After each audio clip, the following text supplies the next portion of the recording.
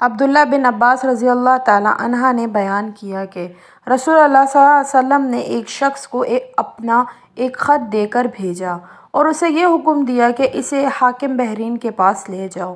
بحرین کے حاکم نے وہ خط کسریٰ شاہ ایران کے پاس بھیج دیا۔ جس وقت اس نے وہ خط پڑھا تو چاک کر ڈالا۔ راوی کہتے ہیں اور میرا خیال ہے کہ ابن مسیب نے اس کے بعد مجھ سے کہا کہ اس واقعے کو سن کر رسول اللہ صلی اللہ علیہ وسلم نے اہل احران کے لیے بد دعا کی کہ وہ بھی چاک شدہ خط کی طرح ٹکڑے ٹکڑے ہو جائیں۔ حضرت انس بن مالک رضی اللہ تعالیٰ عنہ سے روایت کرتے ہیں، انہوں نے فرمایا کہ رسول اللہ صلی اللہ علیہ وسلم نے کسی بادشاہ کے نام دعوت اسلام دینے کے لیے ایک خط لکھا یا لکھنے کا ارادہ کیا تو آپ صلی اللہ علیہ وسلم نے کہا کہ وہ بغیر مہر کے خط نہیں پڑھتے، یعنی بے مہر کے خط کو مسترد کر دیتے ہیں۔ تب آپ صلی اللہ علیہ وسلم نے چاندی کی انگوٹھی بنوائی جس میں محمد رسول اللہ کندہ تھا، گویا میں آج بھی رسول اللہ صلی اللہ علیہ وسلم کے ہاتھ میں اس کی سویدی دیکھ رہا تھا۔ شیبہ راوی حدیث کہتے ہیں کہ میں نے قتادہ سے پوچھا کہ یہ کس نے کہا کہ اس پر محمد رسول اللہ کندہ تھا؟ انہوں نے جواب دیا، انس رضی اللہ تعالیٰ عنہ نے۔ ابو وقار لیثی سے خبر دی کہ ایک مرتبہ رسول اللہ صلی اللہ علیہ وسلم مسجد میں تشریف فرما تھے اور لوگ آپ صلی اللہ علیہ وسلم کے ارد گرد بیٹھے ہوئے تھے کہ 3 آدمی وہاں آئے۔ ان میں سے 2 رسول اللہ صلی اللہ علیہ وسلم کے سامنے پہنچ گئے اور ایک واپس چلا گیا۔ راوی کہتے ہیں کہ پھر وہ دونوں رسول اللہ صلی اللہ علیہ وسلم کے سامنے کھڑے ہو گئے۔ اس کے بعد ان میں سے ایک نے جب مجلس میں ایک جگہ کچھ گنجائش دیکھی تو وہاں بیٹھ گیا اور دوسرا مجلس کے پیچھے بیٹھ گیا اور تیسرا جو تھا وہ لوٹ گیا۔ تو جب رسول اللہ صلی اللہ علیہ وسلم اپنی گفتگو سے فارغ ہوئے تو صحابہ رضی اللہ تعالیٰ عنہم سے فرمایا کہ کیا میں تمہیں 3 آدمیوں کے بارے میں نہ بتاؤں؟ تو سنو۔ ان میں سے ایک نے اللہ سے پناہ چاہی، اللہ نے اسے پناہ دی، اور دوسرے کو شرم آئی تو اللہ بھی اس سے شرمایا کہ اسے بھی بخش دیا، اور تیسرے شخص نے منہ موڑا تو اللہ نے بھی اس سے منہ موڑ لیا۔ عبد الرحمن بن ابی بکرہ سے نقل کیا، انہوں نے اپنے باپ سے روایت کی کہ وہ ایک دفعہ رسول اللہ صلی اللہ علیہ وسلم کا تذکرہ کرتے ہوئے کہنے لگے کہ رسول اللہ صلی اللہ علیہ وسلم اپنے اونٹ پر بیٹھے ہوئے تھے اور ایک شخص نے ان کی نکیل تھام رکھی تھی۔ آپ صلی اللہ علیہ وسلم نے پوچھا، آج یہ کون سا دن ہے؟ ہم خاموش رہے حتیٰ کہ ہم سمجھے کہ آج کے دن کا کوئی دوسرا نام اس کے نام کے علاوہ تجویز فرمائیں گے۔ پھر آپ صلی اللہ علیہ وسلم نے فرمایا، کیا آج قربانی کا دن نہیں ہے؟ ہم نے عرض کیا، بے شک۔ اس کے بعد آپ صلی اللہ علیہ وسلم نے فرمایا، یہ کون سا مہینہ ہے؟ ہم اس پر بھی خاموش رہے اور یہ ہی سمجھے کہ اس مہینے کا بھی آپ اس کے نام کے علاوہ کوئی دوسرا نام تجویز فرمائیں گے۔ پھر آپ صلی اللہ علیہ وسلم نے فرمایا، کیا یہ ذو الحج کا مہینہ نہیں ہے؟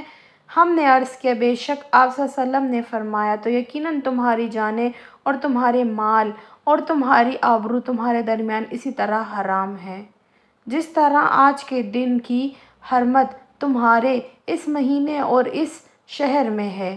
پس جو شخص حاضر ہے اسے چاہیے کہ غائب کو یہ بات پہنچا دے، کیونکہ ایسا ممکن ہے کہ جو شخص یہاں موجود ہے وہ ایسے شخص کو خبر پہنچائے جو اس سے زیادہ حدیث کا یاد رکھنے والا ہے۔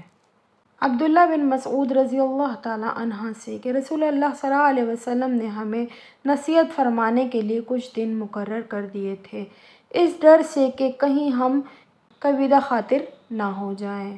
حضرت انس بن مالک رضی اللہ تعالیٰ عنہ سے نقل کیا، وہ رسول اللہ صلی اللہ علیہ وسلم سے روایت کرتے ہیں کہ آپ صلی اللہ علیہ وسلم نے فرمایا، آسانی کرو اور سختی نہ کرو، اور خوش کرو اور نفرت نہ دلاؤ۔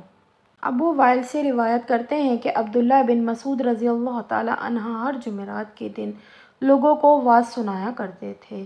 ایک آدمی نے ان سے کہا، اے ابو عبد الرحمن، میں چاہتا ہوں کہ تم ہمیں ہر روز وعظ سنایا کرو۔ انہوں نے فرمایا، تو سن لو کہ مجھے اس امر سے کوئی چیز منع ہے تو یہ کہ میں یہ بات پسند نہیں کرتا کہ کہیں تم تنگ نہ ہو جاؤ اور میں واز میں تمہاری فرصت کا وقت تلاش کیا کرتا ہوں، جیسے کہ رسول اللہ صلی اللہ علیہ وسلم اس خیال سے کہ ہم کبیدہ خاطر نہ ہو جائیں اور واز کے لیے ہماری اوقات فرصت کا خیال رکھتے تھے۔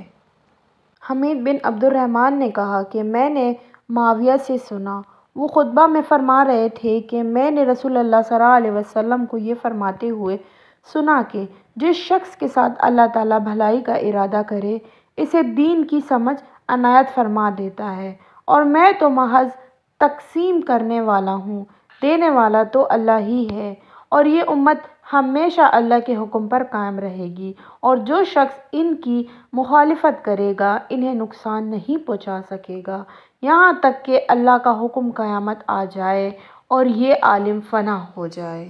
علی بن مدنی نے بیان کیا، ان سے سفیان نے، وہ کہتے تھے کہ میں عبداللہ بن عمر رضی اللہ تعالیٰ عنہ کے ساتھ مدینے تک رہا، میں نے اس ایک حدیث کے سوا ان سے رسول اللہ صلی اللہ علیہ وسلم کی کوئی اور حدیث نہیں سنی۔ وہ کہتے تھے کہ ہم رسول اللہ صلی اللہ علیہ وسلم کی خدمت میں حاضر تھے کہ آپ صلی اللہ علیہ وسلم کے پاس کھجور کا ایک گھاوا لایا گیا۔ اسے دیکھ کر آپ صلی اللہ علیہ وسلم نے فرمایا کہ درختوں میں ایک درخت ایسا ہے، اس کی مثال مسلمان کی طرح ہے۔ ابن عمر رضی اللہ تعالیٰ عنہ کہتے ہیں کہ یہ سن کر میں نے ارادہ کیا کہ عرض کروں کہ وہ درخت کھجور کا ہے، مگر چونکہ میں سب سے چھوٹا تھا اس لیے خاموش رہا۔ پھر رسول اللہ صلی اللہ علیہ وسلم نے خود ہی فرمایا کہ وہ کھجور ہے۔